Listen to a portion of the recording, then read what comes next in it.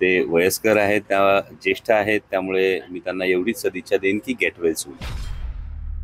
महायुतीमध्ये सगळं काही आलबेल नाही हे चित्र स्पष्ट स्वच्छ होतंय. मी कायम एकच वाक्य म्हणतो, वेट अँड वॉच.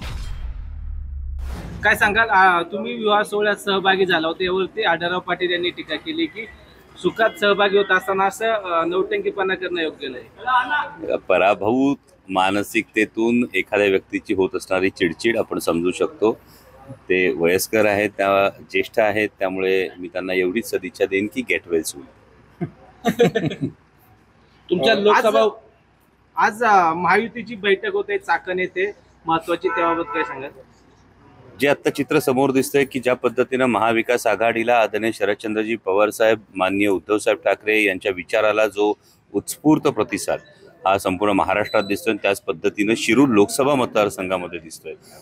महायुतीमध्ये सगळं काही आलबेल नाही हे चित्र स्पष्ट स्वच्छ होतंय आणि त्यामुळे बाहेरून नेत्यांना येऊन या बैठका करून कुठेतरी याला चालना मिळावी अशा पद्धतीनं हा प्रयत्न होताना दिसतो. भाजपमध्ये नाराजीचा सूर पाहायला मिळतो, बैठकीकडे अनेकांनी पाठ ठेवला असं सुद्धा कळतंय. कसा हा त्यांचा अंतर्गत प्रश्न आहे आणि ज्या पद्धतीनं इथून मागच्या काळामध्ये जी विधानं सातत्यानं त्या भारतीय जनता पक्षाचे नेते असतील, राष्ट्रवादी काँग्रेस पक्ष, अजित पवार गटाचे नेते असतील, कार्यकर्ते असतील, यांच्याविषयी जी विधानं केली गेली, या विधानांमुळे ही नाराजी असणं स्वाभाविक आहे, पण तो त्यांचा अंतर्गत प्रश्न. हेच तालुका समन्वयक जे भाजपचे आहेत ते गैरहजर राहणार त्याच प्रश्नात जोडून हे आपल्या संपर्कात आहेत का आणि आपली काही स्ट्रॅटेजी आहे का त्या?